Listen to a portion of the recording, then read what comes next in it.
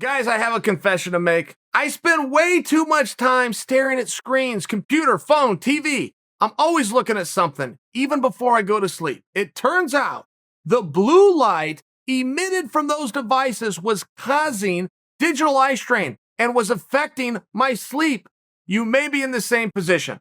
Blue light damages our eyes and can lead to blurred vision, headaches, dryness, or watery eyes. For some, exposure to blue light can even cause heightened anxiety, depression, or low energy.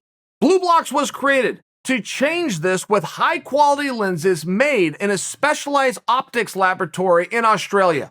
Their 40 frames come in prescription, non-prescription, and readers, so you'll find exactly what you need. Go to blueblox.com/Chael. That's BlueBlox, BlueBlox.com/Chael. Use the promo code Chael at checkout. That's going to save you 20% and get you free shipping worldwide, or just click in the link below. Poirier came out. In some ways, to settle a debate, and some ways, all he did is start one. Poirier weighed in on who the better boxer was, Max Holloway or Conor McGregor. And Poirier said, Conor is definitely the better puncher. Those were his exact words. I want to give you his words, but tell you how I interpret that. Harder. Hits harder. Okay. He said, but Max is in better position more often to throw combinations. My final opinion, Poirier talking, my final opinion, Max Holloway. Interesting for a lot of reasons. First off, Poirier just dismissed his next opponent, who's going to be Conor McGregor for a world championship. He just dismissed him. He put over Max. And I did a piece on this a while ago, had a lot of you push back on it. And I said, I think of the two, the better boxer is Conor.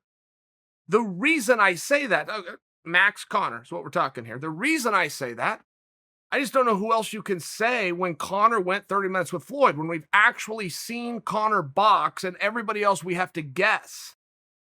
I feel as if we're just giving an opinion based on what we've seen by deep. We have to give it to Conor. I said, not to mention, you're attempting to compare who boxed better against Dustin. This is you guys. You guys have pushed back on me. You were attempting to compare who boxed better against Dustin, specifically Conor or Max, to which I rebuted by saying, but they weren't boxing. They were doing MMA under the unified rules, and some hands were thrown. So I reject that visual analysis. I reject that from coming into our makeshift court of law here. I don't think that should be admissible.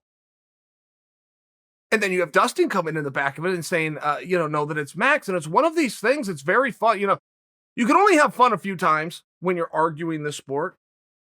But one of the times is when it can never be proven. If you're sitting around and talking about all the different possible integers as to why Batman can beat Superman, you're a nerd, for one. But for two, you're having a great conversation because it can never end. It's one of those, it can never end. It's like when we sit here and argue about the pound for pound or the GOAT or of all time, it's one of these things where we can't prove it, which is why it's fun. It's very fun. It's very interesting. But if you were to push back on me saying I felt Conor was better between Max and Conor at just pure boxing because Conor's the only one that's done it. If you were to push back on me using Dustin as an analysis, I'm going to shove that own argument back in your face and say, then just take Dustin out. I've got something even better, which was Conor versus Max. They fought. To which you are then going to quickly take the argument that I made that you just previously rejected and say, yes, but they were fighting under the unified rules. It wasn't a boxing match. Exactly. But I just trapped you. I just roped you in. That's what I'm saying. You can't have it both ways. And it's just one of these things. It's very interesting. I'm not sure Poirier did anything in this analysis except make me want to see Conor versus Max again, which wouldn't have been Dustin's intent. And Dustin's an interesting one for me. I mean, where does Dustin Poirier rank for you guys? Pound for pound, MMA. If we have all admitted 155 is the toughest division, and it is. 155 is the toughest division. then by default of that admission, don't we have to state whoever's the king of 155 is the best overall?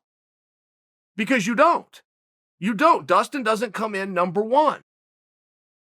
And Khabib only came in number one for a cup of coffee, and that was after he requested upon his retirement. The media laid down and said, sure, give it to him. And then John Jones spoke up and said, man, I ain't laying down for this. I mean, right, but you remember that? But when did it seem as though Khabib would have been the right answer? Not just the 29-0 world champion. If we're admitting that 155 is the toughest and best weight class, then wouldn't the champion of 155 be the best? Because Poirier doesn't sit there. And not only does he not sit there officially, people don't have him there, including me. I don't know what I would tell you Dustin's good at, which would sound very snide by me, but it's not meant that way at all. Of anybody in the UFC that you're going to do a cross promotion with, right? You're going to throw him into boxing. Dustin's not the guy that you put in there to put your best foot forward. Okay, let's go the opposite way. If anybody in the UFC, we're going to throw them into submission underground. See who can beat Mason Fowler. Dustin's not the guy that you would put in for that. He is not the world's best grappler, and he is not the world's best striker, but god damn, can he fight, right? I mean, he can put it all together, which comes back to what I'm talking about, which is that is a sport in and of itself. It is its own sport. I mean, I'll never forget, I've told you guys this story, and I'm going to tell you it 20 more times, of my experience on the Ultimate Fighter 17 with Kelvin Gastelum, the last pick. The youngest guy to ever come through there, and the last pick. I didn't pick him, and John Jones didn't pick him. And he wasn't surprised. He knew he would be the last pick. I talked to Kelvin, as this process went on, all of a sudden he's beating everybody. He's not only winning all his fights and about to go to the finals, he's stopping everybody. Nobody can even go the distance with him. And don't forget, those fights are 2 rounds. They can't even go 10 minutes with the guy. So, Kelvin, I have the foggiest idea what you're good at. You are not the best boxer in this room. You aren't the best wrestler in this room. You're damn sure not the best submission guy. He had no belt. I don't think he even owned a gi at the time. But, Kelvin, I don't know what your weaknesses are. I'm sitting here coaching you, but if I were to coach against you, I don't know what I would tell your opponent to try to exploit. And on the very last day, Luke walks up to me. And Luke goes, you want to know what Kelvin's good at? This is the last day. We are saying our goodbyes. He says, you want to know what Kelvin's good at? And I looked right at him. I said, yeah, I'd like to know. He said, he's good at fighting. And that was the answer. And I've never forgot that moment. It was a powerful moment for me. And as I look at Kelvin Gastelum, that's what I say. And I bring that in because you guys know how much I love Kelvin. I don't want you to think I'm insulting Dustin. I'm comparing Dustin to one of the guys I'm closest with in this whole sport of Kelvin Gastelum, right? Yet there's no insult here, but it's still very true. Dustin can put everything together.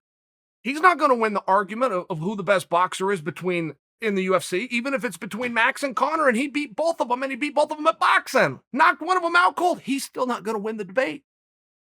And you know what? He's not going to win the boxing match either. Max will outbox Dustin any day. Conor will outbox him any day. But Dustin is not a boxer. He is a king of the unified rules. It's a huge compliment, but it's also proof of where this sport is. And I say this to you guys as a wrestler. I'm a wrestler. I'm a wrestling mark. I still think the better wrestler is going to win, no matter how many times it gets shoved in my face that that's not true anymore. And it's not true to the point that wrestling might be the least effective of the martial arts right now. The king, Dan Severn came out, and Hoist Gracie was wrestling, whether you want to admit it or not. I call it jiu-jitsu. That'd be fair, but he was out there wrestling. Dan Severn comes into the Mark Coleman's, to the Randy Couture's. It keeps getting passed. Stipe, who's sitting there right now, Daniel Cormier, who came before him, the wrestlers are still the king. It's like, you know what? Even with that said, I'm not sure it's not the least effective of the martial arts right now. I think you are much better off to be Dustin Poirier, who, if you broke down one of the elements, you throw Dustin Poirier in the U.S. Open for wrestling, you better not be betting on him to win.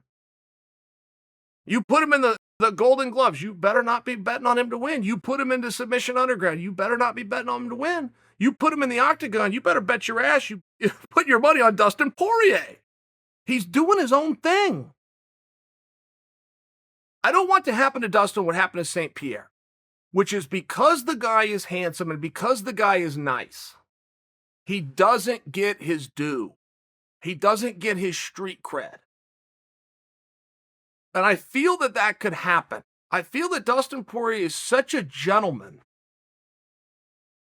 I mean, lo and behold, the scumbag loves his wife. I mean, shocking news, but he's really happy to be a father. I mean, just doesn't belong in MMA. The guy gives to his community and helps children. I mean, just a terrible guy, right?